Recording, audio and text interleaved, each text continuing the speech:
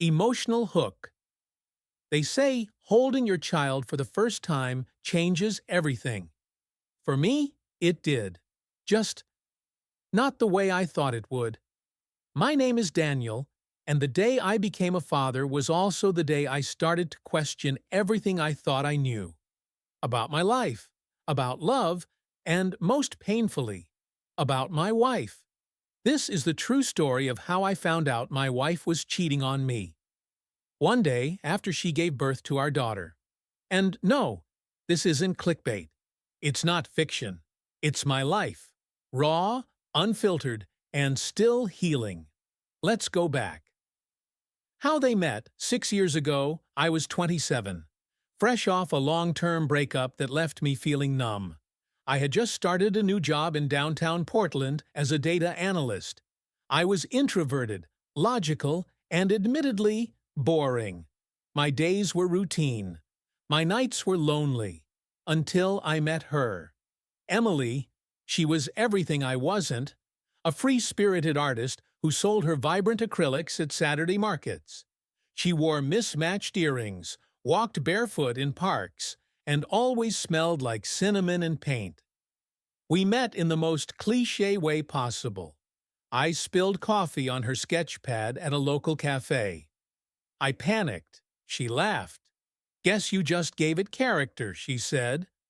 That moment, that laugh, it cracked something open in me. We talked for hours, about nothing and everything. I found myself doing things I never did, like attending gallery openings, dancing under streetlights, and slow dancing in our kitchen at midnight. 6 months later, she moved into my apartment. A year after that, I proposed, with a ring I hid inside a blank canvas. She cried, said yes, painted a little heart in the corner. Marriage and trying for a baby. Life with Emily was unpredictable in the most beautiful way. She painted on the walls, sang while brushing her teeth. Some nights we made love like we were teenagers.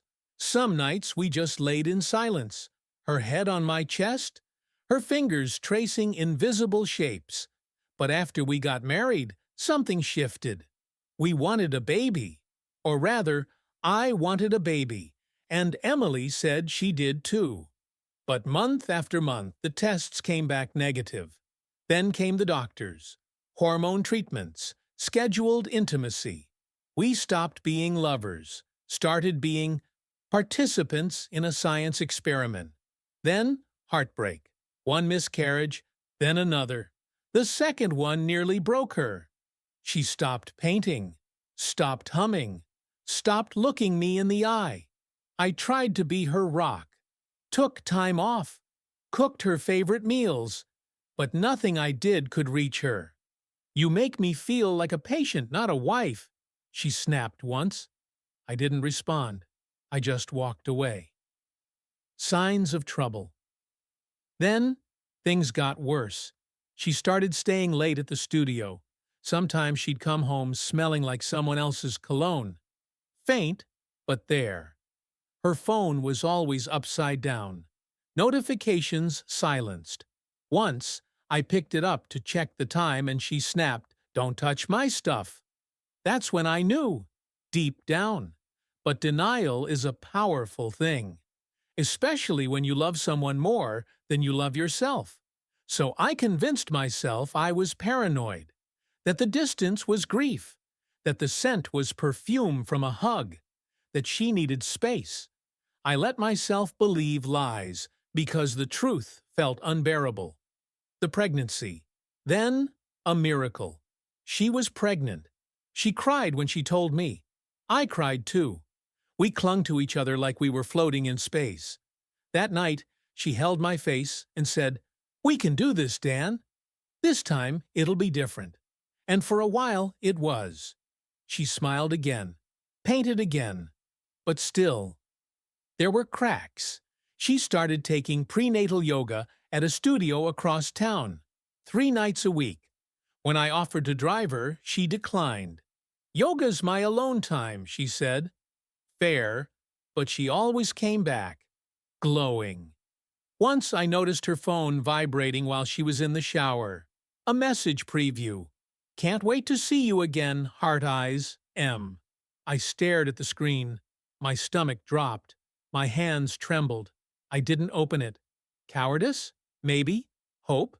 Probably. She got out of the shower and saw me holding the phone. I was just checking the time, I lied. She kissed my cheek. That kiss burned like acid. The birth. The day Lucy was born was surreal.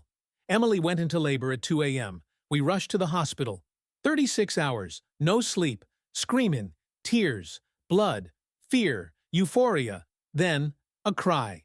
Lucy, our daughter, tiny, wrinkled, perfect. I held her to my chest and sobbed. Emily looked up at me and whispered, "We made something beautiful." In that moment, all doubts vanished. For a moment, I had everything I'd ever wanted. The discovery. The next day, I went home to grab clothes, Emily's favorite blanket, and her sketchbook. I noticed her iPad on the couch, screen still glowing. There was an app I didn't recognize, a chat app, secure, encrypted. I opened it. There they were. Dozens, no, hundreds of messages. From M. Marcus, photos, voice notes, emojis, videos. One message read, "I can't wait until this baby is here and we can finally be together. I'm so tired of pretending." Another, "He has no clue." None. I almost feel bad. Almost. A photo. Emily, my wife, 8 months pregnant, smiling in a mirror with a man's arms wrapped around her from behind. Another, her in a hotel bed, biting her lip. My throat closed. My body went cold. I couldn't breathe, couldn't cry, couldn't scream, only silence. The breakdown. I sat there for what felt like hours. Time lost all meaning. Just me, the iPad, and 1,000 pieces of my broken world scattered across our couch. When I returned to the hospital, Emily was asleep with Lucy in her arms. I stood there, watching them. She looked peaceful, beautiful even, but now that beauty felt like a mask, a carefully constructed illusion, hidden betrayal. I waited until she woke up. "Who's Marcus?" I asked. She blinked, didn't answer. I held up the iPad, her face drained of color. She didn't even deny it, didn't scream, didn't cry. She just said, "You weren't supposed to see that." The truth unravels. Over the next 2 hours, I learned everything. Marcus was a fellow artist. He had a studio in the same complex as hers. They had met nearly 2 years ago, during the second miscarriage. "He understood me," she said. "You were always trying to fix me, Daniel. He just listened." I wanted to scream, to shake her, but I couldn't. All I could do was ask, "Is Lucy mine?" Silence. Then, "I don't know." That answer crushed me more than any confession ever could. The paternity test, I moved into the guest room. Not because I didn't love Lucy, but because every time I looked at Emily, all I could see was the betrayal. We agreed to take a paternity test. Waiting for the results was hell. Each day, I fed Lucy, changed her, rocked her to sleep. I kissed her forehead and whispered, "I'll love you no matter what." Because I already did. But deep down, I needed the truth. Flashbacks and reflection. During that week, I thought back to every moment that now felt like a lie. The late-night yoga sessions, the sudden laughter at her phone, the days she came home smelling like hotel shampoo. And yet, I also remembered how she cried when she found out she was pregnant, how she held my hand during contractions, how she painted a mural for Lucy's nursery with tiny stars and constellations. Was it all fake, or had she convinced herself she loved us both? The results. The envelope came on a rainy Thursday. I sat at the table with Lucy in my arms, hands shaking. I opened it. 99.9% match. She was mine. Relief, gratitude, and heartbreak. because while I gained a daughter, I had lost my wife. The aftermath, separation. I moved out the next week. Emily cried, begged, pleaded. She swore it had ended before the birth, that she chose me, that Marcus meant nothing now. But I couldn't do it. Trust isn't something you glue back together. It's either whole or it isn't. I filed for divorce. We agreed on joint custody. She kept the house. I kept Lucy every other week.